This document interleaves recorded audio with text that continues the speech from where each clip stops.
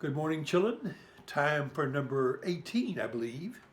This is a family story, not so much a performance story, but it is about music. When I graduated from high school with my twin Don in 1960, my father took us on a graduation trip, kind of a reward for our surviving high school. And we took a long driving trip from North Carolina up to Philadelphia, and then Washington, D.C., Washington first, and then Philadelphia, and then New York, visiting three major cities and just taking a grand tour. And it was a great trip in so many ways. But the most memorable incident for me was going to the great Cathedral of St.John the Devine in New York City. This is a church, if you don't know about, is the longest Gothic nave cathedral in the world. It is the largest Gothic nave, the longest, 600 feet, 2 football fields in length. And when you play a chord on the pipe organ, which was a spectacular Aeolian Skinner at the cathedral, that chord would last like 9 seconds after you released it. The reverb was so magnificent. It also had, this pipe organ at St. John, something called the state trumpet. 600 feet from the console up in the loft, up at the beginning of the choir part of the church, 600 feet in the back of the church, on the west end of the church, is this trumpet that comes out. We call it en chamade. They're facing out parallel to the ground. And this instrument was on, I believe, 50 inches of wind pressure, which was an enormous power amount. And supposedly it's the loudest organ stop ever created. I mean, that may be debatable, but it was certainly very, very loud and impressive.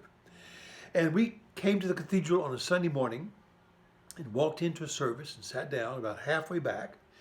And the organist, I believe at the time, was Alec Whiten, very, very famous organist at the church. So we started with there was wonderful music already.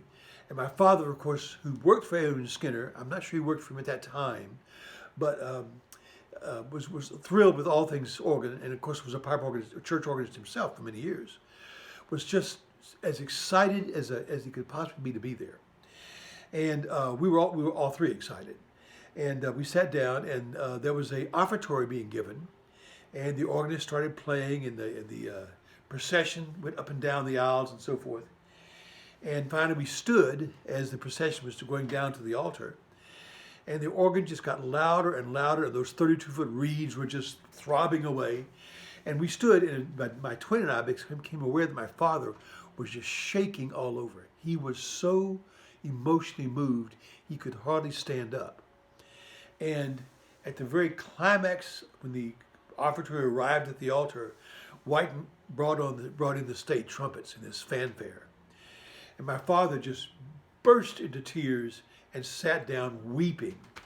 And of course, Don and I were suitably embarrassed as teenagers, you know. But he was so overwhelmed by the sound, as well as he should have been. There's nothing like it. There's no sound in the world like that state trumpet at St. John the Devine. And of course, it was a remarkable experience which I'll never forget. And it paralleled an experience of mine many years later when Susan and I were in Notre Dame in Paris on an Easter service. And everybody, if you know anything about the French, they almost never go to church, and the cathedral almost always empty. But on Easter, it gets filled by people worshiping. They all have candles, and the organist was playing away. And at the height of the service, the organist brought in the full pipe organ at Notre Dame, and the same thing happened to me. I burst into tears and sat down. I was so overwhelmed by the sound. And the other memory of that night was at midnight, Easter Eve, all the bells of Paris, I mean bells 500 years of age and older, all started ringing from all the churches in Paris at the same time. And it's like you'd gone back to the 12th century. At any rate, I still love pipe organ music. I have lots of pipe organ recordings, including a lot from St. John, but I'll never forget that experience of watching my father become so overwhelmed with the music.